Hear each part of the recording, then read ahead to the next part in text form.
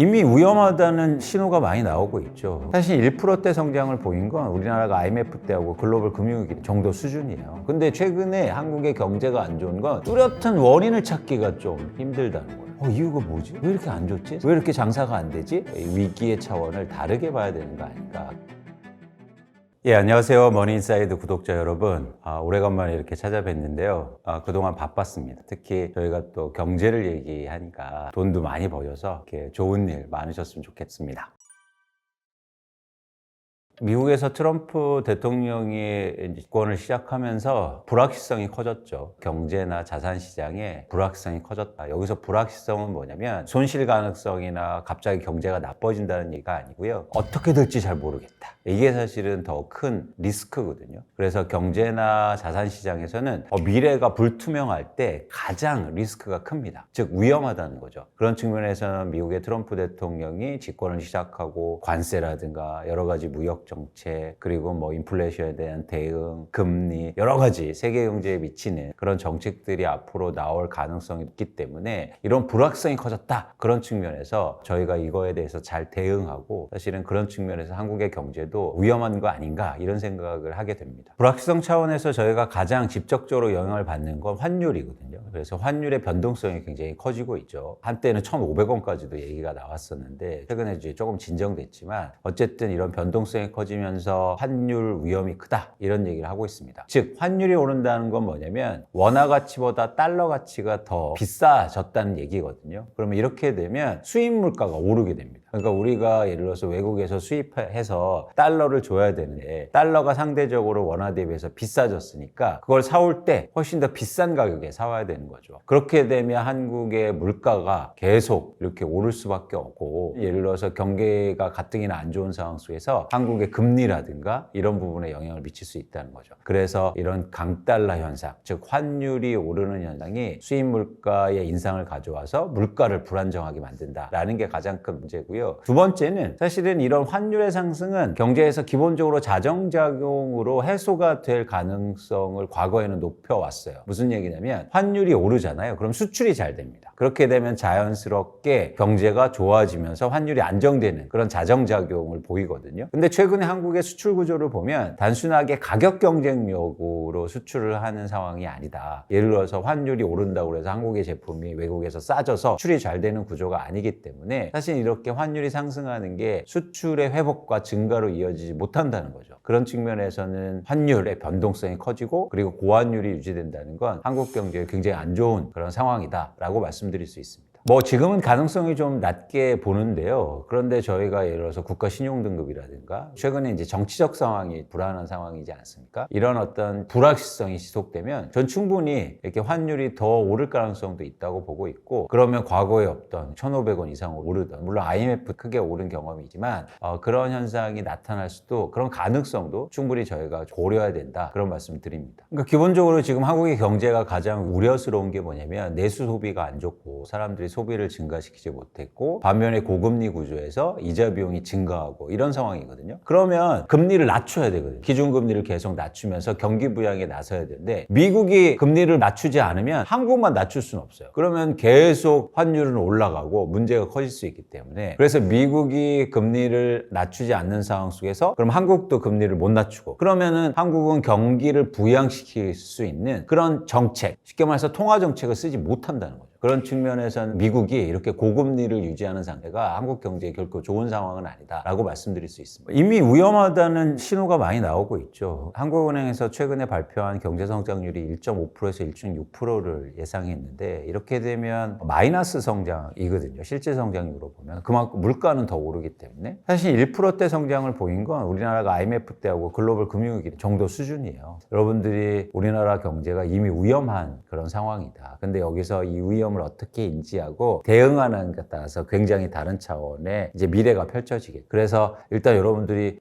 항상 하는 말씀이 그러잖아요. 야, 경제가 언제 좋아진 적이 있어? 맨날 위험했지? 사실 그 정도 수준이 아니다. 그래서 여러분들이 훨씬 더 불확실성에 대응하고 잘 준비하실 필요가 있다. 이런 말씀을 꼭 드립니다. 그 이유가 있어요. 그건 뭐냐면 그때는 명확한 이유가 있었기 때문이에요. 우리가 외환을 못 갚아서 경제 위기가 나타났다. 이렇게 뚜렷한 이유가 있어서 경제가 안 좋은 거를 우리가 알고 있죠. 그러면 예를 들어서 빚 다 갚고 그래서 막 금 팔고 이렇지 않았습니까? 그러면 이제 원인을 제거하면 경기가 다시 경제가 살아나고 좋아질 수 있다는 어떤 믿음이 있었죠. 근데 최근에 한국의 경제가 안 좋은 건 뚜렷한 원인을 찾기가 좀 힘들다는 거예요. 아, 이게 뭐가 좋아져야 한국 경제가 좋아지는 거지? 반도체만 수출을 잘 되면 좋아지는 건가? 아니면 부동산 가격이 오르면 좋아지는 건가? 이렇게 뚜렷하게 원인 파악이 안 된다. 그런 차원에서는 저는 과거의 경기 위축 또는 위기 때보다 더 안 좋을 수도 있는 거 아닌가? 이런 이제 우려가 있다는 겁니다. 그래서 다시 한번 말씀드리면 과거하고 다른 상황은 그때는 뚜렷한 이유가 있었다. 근데 지금은 이유가 뭐지? 왜 이렇게 안 좋지? 사람들은 안 좋다고 얘기하지? 왜 이렇게 장사가 안 되지? 그럼 명확한 이유가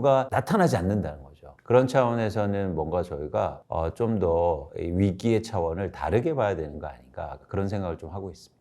일단 내수 소비가요 크게 감소하고 있어요. 그래서 평균적으로 이제 내수 소비가 2%대, 3%대의 성장률을 보여야 되는데 지금 1%도 안 되는 성장률을 보이고 있다는 거죠. 그리고 특히 최근에 정치적인 문제, 뭐 이런 정치적 혼란 때문에 내수가 더 가파르게 감소하고 있다는 거죠. 그런 측면에 더 우려할 사항이다. 한국의 GDP에서 내수가 차지하는 비중이 50% 정도가 되거든요. 굉장히 큰 비중을 차지하고 있다. 그래서 내수가 기본적으로 받쳐줘야 수출이 잘 되고 이러면 경제 성장률이 의미 있게 들어오는데 지금 이런 어떤 기반이 훼손되고 있다. 내수라는 큰 경제의 기반이 그런 측면에서 좀 우려가 된 상황입니다. 금리를 올리던 시기가 있었어요. 미국에서 코로나19 때문에 거의 제로금리에 가깝게 전 세계가 금리를 내리기 시작하는데 그 이후로 사실은 경기가 좋아지고 그러면서 또 물가 상승이 이루어지니까 반대로 이제 금리를 가파르게 상승시키기 시작합니다. 그러면서 전 세계 중앙은행과 나라들이 금리를 올려요. 근데 그 올릴 당시에 한국은행만 제대로 못 올렸어요. 그건 뭐냐면 부동산 때문이에요. 부동산 가격이 혹시나 빠질까 봐. 그리고 부동산의 대출이 막 엄청나게 많이 받아놨으니까 더 위축될까 봐 금리를 다 올릴 때 제대로 못 올렸어요. 근데 지금 다시 올렸다가 많은 나라들이 금리를 내리고 있단 말이죠. 내리면서 경기를 활성화시키려고 하고 있는데 우리는 충분히 못 올렸으니까 역설적으로 충분히 내리지 못하는 상황이 있는 거예요. 바로 그 지점이 사실 문제였던 겁니다.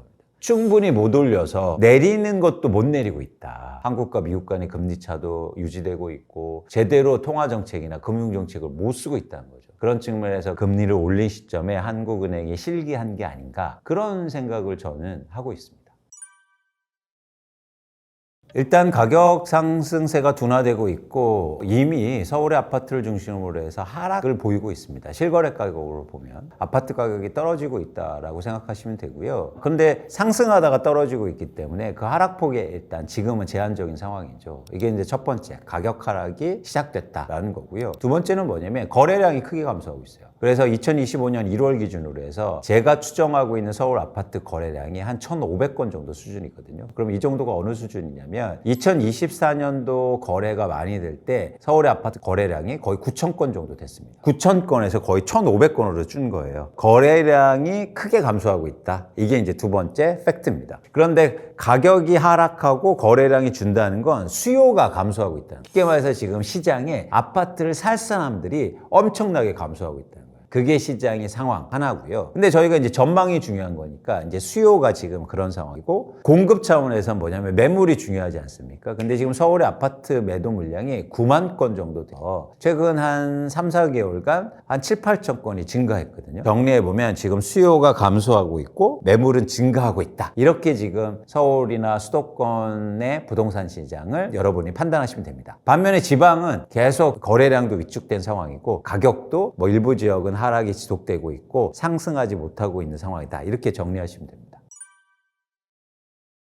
그러니까 예를 들어서 주택을 살 때 대출을 일으키면 이제 위험에 대한 인지를 하죠. 그리고 두 번째는 뭐냐면 나의 소득과 수준에 맞는 대출 규모를 측정하거든요. 근데 전세 대출은 이 두 가지가 좀 안 됐어요. 전세 대출을 받을 때 누구도 이 전세 대출을 내가 갚지 못하고 쉽게 말해서 전세 가격이 떨어져서 내 이 전세 대출을 상환하지 못할 거라는 위험 인지를 하지 못했다는 거죠. 집을 살 때 내가 대출을 받아서 살 때는 집값이 혹시 떨어지면 이 대출을 내가 못 갚을 수도 있는 거 아니야? 이런 걱정을 하지 않습니까? 그러면서 예를 들어서 자정적으로 주택담보대출은요, 주택 가격이 막 과중하게 오르고 시장이 불안하면 대출이 줄게 돼 있어요. 근데 전세대출은 그냥 받는 거예요. 위험인지가 없이. 그러다 보니까 가계대출이 급증한 원인으로 작용했고, 또 두 번째는 뭐냐면 일종의 신용등급이 낮은 세대에 또 전세대출이 많이 나갔다는 겁니다. 전세대출을 해주는 게 일종의 주거복지 차원에서 접근했으니, 그러니까 임차인들을 보호해줘야 된다. 근데 전세가격이 오르면 어떻게 해야 된다? 그러면 대출이라도 해주자. 이런 측면에서 사실은 전세대출이 일종의 복지 차원에서 접근하다 보니까 저신용 세대가 전세대출 많이 받은 거예요. 그러니까 이게 어떤 문제가 있냐면 잠재적인 리스크가, 일종의 상환 리스크가 있는 거고, 소득이 낮은 계층이라든지 자산이 많지 않은 계층이 대출을 많이 받아 보니까 더 소비가 주는, 갖고 있는 자산이 대부분이 전세대, 뭐 이런 상황이니까. 그래서 전세대출이 자산의 불균형뿐만 아니라 말씀하신 것처럼 가계대출의 증가에도 당연하게 영향을 크게 미쳤다라고 판단하고 있습니다. 전세 가격을 보면 계속 오르고 있는데 상승률이 이제 떨어지고 있죠.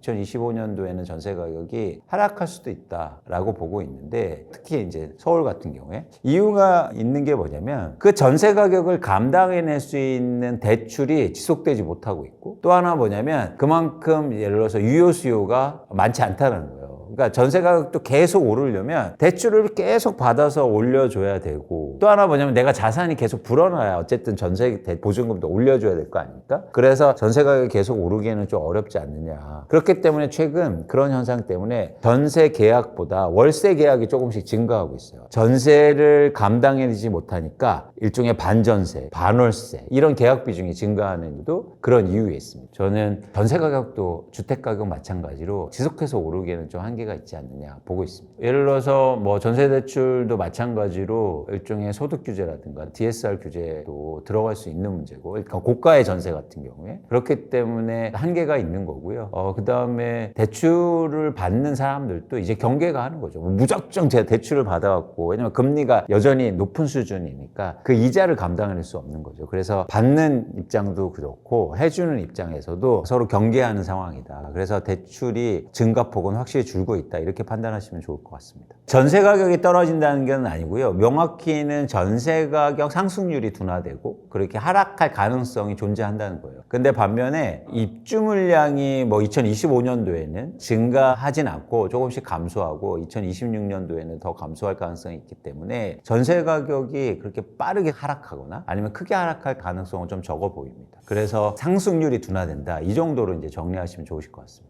대출을 계속 일으키면서 전세금을 올려줄 수 없다는 거죠. 왜냐하면 이자를 못 내지 않습니까? 그리고 상대적으로 그 이자 대비해서 월세가 더 싸거든요. 내가 5억 원에 살다가 계약갱신권 다 끝나고 이제는 7억 원으로 올려줘야 되는데, 그럼 2억을 대출 받았을 때 그럼 평균적으로 4% 이자를 내야 된다고 생각해보면, 그럼 차라리 500만 원에 월세를 같이 조금 주는 게 지금의 금리 상황에서 좀 유리하다는 거예요. 왜냐하면 평균적으로 지금 월세 수익률이 1.5% 수준이거든요. 그러니까 금리보다 싸잖아요, 대출금리. 그럼 왜 대출 받아서 전세 보증금을 줍니까? 반전세나 반월세를 주는 게 맞죠. 서울 아파트 같은 경우에. 그러니까 이 월세 가격이 많아지고, 그렇게 되면 전세 가격이 더 못 오르게 된다는 겁니다. 전세 사기가 워낙 많이 일어나면서 허그에서 일종의 보증된 그런 보증금을 일종의 집주인들이 못 갚으니까 대위 변제를 해주면서 자산이 크게 훼손되고 있어요. 허그도 지금 유상증자를 해야 되느냐 마느냐 뭐 이런 얘기를 하고 있단 말이죠. 세금으로 또 그 자산을 이렇게 줘야 되는 그런 형국에 있다는 거거든요. 그런 차원에서는 허그 입장에서도 무작정 막 이렇게 무한정 보증해주거나 뭐 100% 담보를, 그래서 담보 비율이 지금 줄고 있거든요. 그런 차원에서는 계속 어쨌든 이런 전세 대출 시장이 좀 압력을 받고 있다, 증가하기에는 어려운, 그렇게 여러분들이 보시면 될 것 같습니다. 그래서 어떤 경제고요, 부채로 이루어진 경제, 자산 가격, 상품 가격은요, 그게 지속될 수가 없어요. 그래서 분명히 문제가 생기고 누군가 또 못 갚고 문제가 생기면 거기에서 허그처럼 그런 문제가 발생되는 거죠. 그럼 어떻게 대출을 계속 해줍니까? 불가능한 구조라는 거죠. 그런 부분에서 저희가 전세 시장과 전세 담보대출 시장에 대해서 조금 우려스럽게 보는 이유이기도 합니다.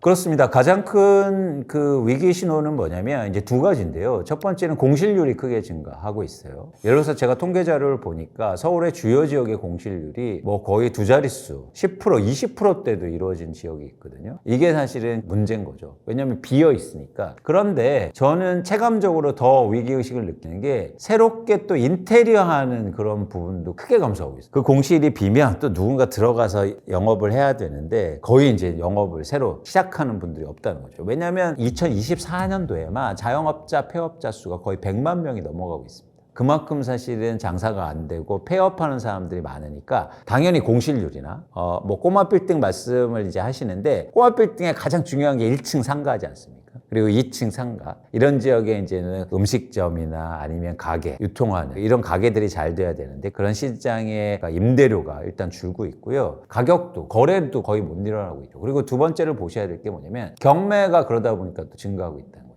상업용 빌딩이라든지 아니면 뭐 큰 빌딩을 말씀드리는 게 아니고 수익형 부동산들의 경매 건수도 증가하는 걸 보면 확실히 경기가 크게 위축되고 있고 말씀하신 뭐 꼬마 빌딩이라든가 아니면 상가 이런 부분도 시장이 안 좋아지고 있다 이렇게 판단하시면 됩니다. 급매라는 건 뭐냐면 이제는 매각하는 것도 있을 뿐만 아니라 임대료가 낮아지고 있어요. 임차인 쉽게 말해서 자영업을 하시는 분들을 찾지 못하다 보니까 이 건물을 갖고 계신 분들이나 상가를 갖고 계신 분들이 임대료를 이제 낮게 하는 그런 과정까지 이제 가고 있는 거죠. 또 하나 이제 중요한 현상이 뭐냐면 요즘에 이제 SNS를 많이 쓰고 이러다 보니까 과거하고 다르게 꼭 그 지역에서 영업을 할 필요가 없거든요. 유명한 음식점을 하고 있는데 예전에는 그 지역의 의미가 있었어요. 그래서 가로수길이나 뭐 이런 지역이 있는데 이제는 거기가 잘 된다고 그래서 굳이 그 지역에 있을 필요가 없다는 거예요. 나 이동해서 SNS에 저 이동합니다. 일로 오세요. 그러면 사람 다 찾아가거든요. 이동성이 많아졌다는. 그리고 홍보할 수단이 많아졌기 때문에 사람들이 또 거기에 따라서 홍보도 해주고 그래서 임대료를 올릴 수 있는 환경이 안 되는 거죠. 그래서 여러 가지 복합적인 요소, 이런 추세적인 변화와 트렌드의 변화뿐만 아니라 내수 경제가 안 좋고 그리고 임대료가 또 감소하고 있고 뭐 여러 가지가 복합적으로 이루어지면서 이런 상업용 부동산이 더 안 좋아지고 있다 이렇게 판단하시면 됩니다. 원래도 안 좋은 상황이었는데 안 좋아지는 속도가 더 빨라지는 것 같아요. 그건 뭐냐면 내수 소비가 확실히 안 되기 때문인데 내수 소비가 1% 밑으로 성장하다 보니까 쉽게 말해서 가게 장사가 잘 안 되는 거죠. 그래서 폐업자 수도 많아지고 공실률도 높아지고 임대료도 또 하락하고 있고 그래서 요즘은 상가나 이렇게 갖고 계신 분들을 보면 임차인들하고 임대료 깎아주는 얘기를 계속 많이 하고 있다. 장사가 안 되는데 사실 불가피하지 않습니까? 근데 이런 것들이 좀 심화될 수 있다. 왜냐면 부동산이라는 게 내가 상가 빌딩이나 아니면 상가를 갖고 있으면 좀 버티는 기간이 있거든요. 나빠도 좀 기다리고 그게 더 이상 버틸 수 없는 지경까지 갈 수 있다. 그래서 이제 시간이 중요한데 2025년도에도 내수 경기가 이렇게 계속 위축되면 국내의 상업용 관련된 부동산 시장이 지금이 나빠지는 속도보다 훨씬 더 나빠지지 않을까 그런 전망을 좀 하고 있습니다. 우리나라가 가장 큰 문제가 결국엔 가계소득에서 거의 70% 이상이 부동산에 집중돼 있단 말이죠. 근데 부동산의 독특한 특징은 자기 자산으로 이루어지지 않다는 말이에요. 대부분 부채라든지 혹은 전세를 끼고 근데 곧 전세 자금이 또 부채로 이루어졌고 이러다 보니까 크게 일종의 부채로 이루어진 자산의 특징을 갖고 있지 않습니까? 그러다 보니까 경기의 민감도도 굉장히 크고 금리라든가 이런 재정, 금융정책이나 통화정책에 민감하게 영향을 받는 거예요. 그러다 보니까 한국에서 제대로 된 경기 부양이라든지 아니면 물가가 상승할 때 인플레이션을 억제하기 위한 통화 정책이 제대로 못 쓰고 발목을 잡는 게 이런 부동산 자산의 과중한 비중이라는. 그래서 이런 부분에 어떤 근본적인 개혁 없이는 한국이 정책을 계속 제대로 못 쓸 수 있다. 사실은 1980년대 이후로 계속 이렇게 전 세계가 저금리 시대로 돌입하고 그리고 사실은 경기의 변동성이 커지면서 재정정책보다 이제는 금융정책이 훨씬 중요한 시대에 우린 살고 있단 말이에요. 그래서 금리에 민감한 거 아닙니까? 사실은요 한 3, 40년 전에는 미국의 연준 뭐 크게 중요하지 않았단 말이에요. 정부가 얼마나 돈을 쓰는지 재정정책이 훨씬 중요했다면 지금은 금융정책이 훨씬 중요한 시대 그런 어떤 경제 구조에 저희가 살고 있는데 한국은 유독 부동산 자산이 높다 보니까 이런 금융정책을 제대로 못 쓰는 거예요. 그래서 좀 안타까운 측면이 있고 이런 부분에 대한 개혁이 필요하다라는 게 저는 필요성뿐만 아니라 저희가 그래야만 한국이 조금 더 이런 어떤 경제의 탄력성을 높일 수 있는 그런 경제 구조로 가지 않을까 생각합니다. 2024년 4월부터 2024년 9월까지 서울의 아파트 가격이 급등하는데 그 급등하는 시점에 가계대출이 증가하면서 무주택자나 실수요자들이 집을 사기 시작합니다. 근데 그 계층이요, 빚을 이렇게 과중하게 일으켜서 사다 보니까 사실은 소비 여력이 줄은 거죠. 이자를 내야 되니. 그리고 막 부동산 가격이 떨어질까 빠질까 이 고민만 하니까 어떻게 소비가 제대로 이루어질 수가 없다는 거죠.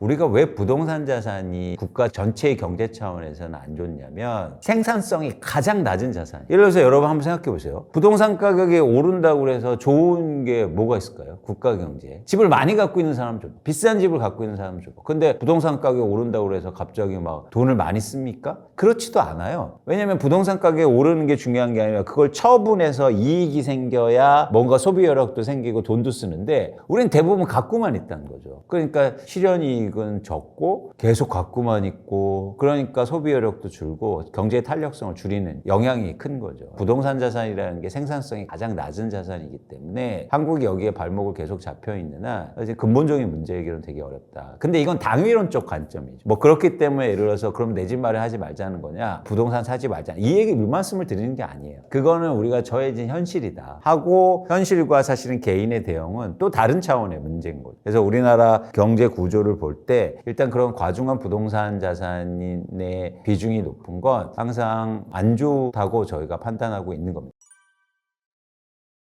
저희가 이 판단을 좀 조심스럽게 하고 있는데요. 주거용 부동산을 얘기할 때 힘들다라는 걸 한번 생각해 볼 필요가 있다는 거죠. 그러니까 예를 들어서 제가 주택가격 하락을 전망하는데 힘들다? 그러니까 예를 들어서 무주택자 입장에서는 좋은 거거든요. 그러니까 그런 가치가 아니고 저희가 이제 얘기하고 싶은 건 뭐냐면 가격이 오를 거냐 떨어질 거냐 사실 이게 더 중요하지 않습니까? 그러니까 좋다 나쁘다 얘기를 드리고 싶지 않다는 거예요. 그건 이제 경우에 따라서 틀리니까. 그런데 확실히 2025년도에는 하반기로 갈수록 하락폭이 커질 가능성이 있다. 그건 뭐냐면 지금 보여주는 현상 때문이에요. 수요가 줄고 있고 근데 이 수요가 갑자기 증가할 가능성은 굉장히 적다는 거죠. 그 다음에 집을 갖고 있는 사람들은 팔려고 하니까 그럼 수요가 감소하고 공급은 증가하니까 당연히 가격 하락폭이 되게 커질 수 있습니다. 많은 분들이 상저하고를 얘기하는데 저는 상반기보다 하반기로 갈수록 하락폭이 커질 수 있다는 전망을 하고요. 그리고 또 하나 많은 분들이 뭐 양극화라고 그래서 아무리 하락해도 떨어지지 않는 곳은 있다. 뭐 대표적으로 강남 뭐 이런 얘기를 하시는데 저는 그동안 많이 올랐던 지역 그리고 안 빠졌던 지역이 훨씬 더 크게 하락할 거다 이런 전망을 하고 있어서 여러분들이 좀 시장의 상황을 잘 균형 있게 좀 보실 필요가 있어 보입니다. 근데 이제는 저는 예측하건대 수요가 감소하고 공급이 증가하니까 그런 상황이 불가피하다 이런 전망을 하고 있습니다. 그러니까 절대 수준으로 얘기하기는 되게 힘든데요. 예를 들어서 저희가 최근에 2022년도와 2023년도 초에 서울의 아파트 가격이 평균적으로 30% 정도 빠지거든요. 저는 그 정도도 가능하다고 보고 있어요. 그런데 여기서 그때하고 굉장히 다른 점이 하나 있어요. 그때는 그렇게 빠진 게 예를 들어서 그 아파트에 한두 채밖에 없었어요. 그런데 이제 그렇게 빠질 게 한 10채 정도 될 거다. 빠지는 물량이 많아질 겁니다. 예를 들어서 2년 전에는 하락한 아파트를 사기가 힘들었어요. 왜냐면은 그거 금매니까 누군가 빠졌다고 가보니까 없는 거죠. 근데 이제는 내 집 마련이가 훨씬 더 유리한 시장이에요. 왜냐면 빠진 물건이 많아질 테니까. 그런 측면에서는 같은 하락이지만 조금 더 다른 양상이 되지 않을까 전망을 하고 있습니다. 그러니까 제가 계속 무슨 얘기를 하냐면 무주택자분들이 집값이 하락할 때 내 집 마련해야 된다. 그런데 항상 오를 때만 하거든요. 그래서 좀 안타까운 측면이 있죠. 그런 측면에서는 올해 2025년도부터 집값이 하락하면 여러분들이 내 집 마련 계획을 잘 세우셔서 내 집 마련 하셨으면 좋겠다라는 말씀을 드리고요. 근데 이렇게 하락하면 또 더 빠질까 봐 하지 않아요. 반대로 꼭 생각하셔야 될 게 부동산은 가격이 지속적으로 하락할 수 없습니다. 왜냐하면 사용 가치가 있기 때문에 가격이 하락하면 나의 예산에 맞는 상황이 오거나 아니면 이제 충분히 하락했다는 판단이 있으시면 내 집 마련 하셨으면 좋겠다는 말씀을 드리는 겁니다. 지방을 또 관심 있게 저희가 보는 이유는 지방 아파트를 전혀 지금 보고 있지 않단 말이죠. 가격이 더 하락한다고 보는데 근데 말씀드렸듯이 부동산 가격은 사용 가치가 있기 때문에 지속적으로 하락할 수 없어요. 이제는 지방에서 잘 보시면 아파트 가격이 많이 떨어지는데 일부 지역은 올해부터 거래량이 증가하는 지역이 나올 수 있습니다.